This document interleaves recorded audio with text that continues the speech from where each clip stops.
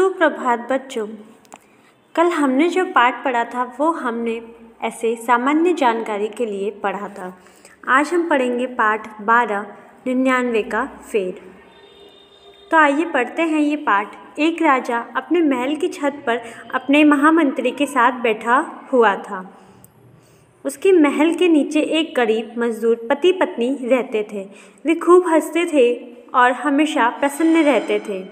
राजा उन्हें आश्चर्य से देखता था। इसमें एक राजा की बात बताई गई है कि वह महल की छत पर अपने महामंत्री के साथ बैठा हुआ था और उसी के महल के नीचे एक मजदूर पति पत्नी रहते थे। वे बहुत प्रसन्न रहते थे और खूब हंसते थे। राजा उन्हें आश्चर्य से देखता था। राजा ने मंत्री से कहा, हमारे पास इतनी बड़ी दौलत है, राज्य है, सभी साधन है, लेकिन यह जोड़ा जिस तरह खिलखिलाकर हंसता है वही हंसे हमें कभी नसीब नहीं हुई। क्या कारण है? जो राजा ने कहा अपने मंत्री से कि मेरे पास सारी दौलत है, सब है, परंतु जिस प्रकार यह पति पत्नी हंसते हैं ऐसी हंसी तो हमें कभी नसीब नहीं हुई। इसका क्या कारण है? मंत्री बोला, महाराज मुझे केवल 99 रुपये दीजिए, मैं आपको इसका कारण बता दूंगा।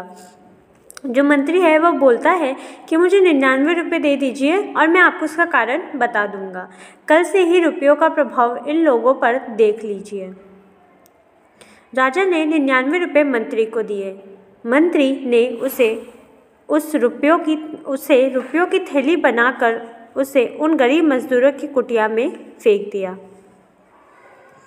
जो राजा रहता है वो बोलता है कि ऐसे हंसी तो हमें कभी नसीब नहीं हुई। इस पर मंत्री बोलता है कि मुझे 99 रुपये दीजिए और मैं आपको इसका कारण बता दूंगा।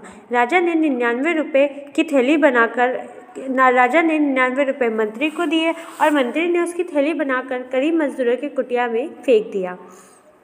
जब शाम को दोनों पति पत्नी मजदूरी करके घर लौटे तो उन्होंने देखा कि एक छोटी सी पोटली कुटिया के ऊपर पड़ी है। उन्होंने उसे उठाया और देखा कि उसमें रुपए भरे थे।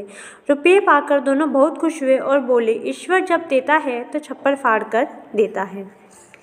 जो थैली उन्होंने फेंकी थी वह पति पत्नी जब मजदूरी से लौटे तो उन्होंने देखा कि उस थैली में बहुत सारे रुपये भरे हैं और वह उस रुपयों की थैली पाकर बहुत खुश हुए और बोले कि ईश्वर जब देता है तो छप्पर फाड़ कर देता है, यानी ईश्वर जब भी देता है तब बहुत सारे देता है। आइए अगला पाठ पढ़ते हैं। दोनों रात भर बारी बारी से गिनते रहे, परंतु हर बार 99 रुपये निकलते। वे हैरान थे कि 99 रुपये कैसे हैं, 100 रुपये होने चाहिए थे। जो दोनों पति पत्नी थे वो रात भर बार बार उनको गिनते रहते, परंतु हर बार 99 रुपये निकलते। दोनों ही इस बात से परेशान थे कि 99 रुपये कैसे हैं, इसमें तो 100 रुपये होने चाहिए थे। सोचा चलो मेहनत मजदूरी से बचत करके इनमें 1 रुपया मिलाना है, फिर ये पूरे 100 रुपये हो जाएंगे। उन्होंने सोचा कि अब मेहनत मजदूरी करके इसमें 1 रुपया मिलाएंगे और ये पूरे 100 रुपये हो जाएंगे। उस दिनों के बाद उन्होंने बचत करने के लिए एक वक्त का खाना बंद कर दिया। उनकी हंसी और प्रसन्नता गायब हो गई। अब वे दिन रात यही सोचते थे कि किसी तरह उनके पैसों में बढ़ोतरी हो जाए। यह सोचकर उन्हें ना नींद आती थी और ना ही दिन में चैन मिलता था। वे हमेशा बेचैन ही रहते थे। एक दिन मंत्री ने राजा से कहा, महाराज अब देखिए नीचे क्या हो रहा है। जब ये सब हो रहा था तब उसके बाद मंत्री ने राजा से कहा कि महाराज अब देखिए कि नीचे क्या हो रहा है। राजा ने नीचे देखा कि वे दोनों आंगन में सिर पकड़कर सोच में पड़े हैं। हंसी खुशी सब खत्म हो चुकी है। राजा ने मंत्री से पूछा, इनको क्या हो गया है? मंत्री ने उत्तर दिया, महाराज ये 99 का चक्कर है। 1 रुपया बनाने की सोच में पड़े हैं कि किसी तरह 1 रुपये की बचत हो जाए तो इनके पास 100 रुपये हो जाएंगे। इसी सोच ने इनका सुख दुख चैन छीन लिया है। अब तो करोड़ों बनाने के चक्कर में पड़े हैं, फिर आपको हंसी कैसे आएगी?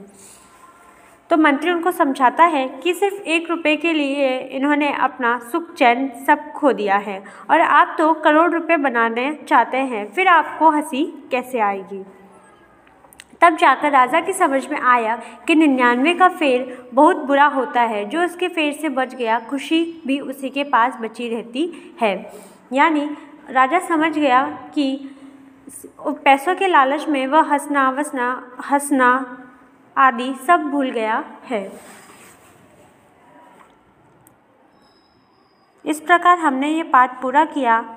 आप भी इस पाठ को पढ़िए और समझिए। धन्यवाद।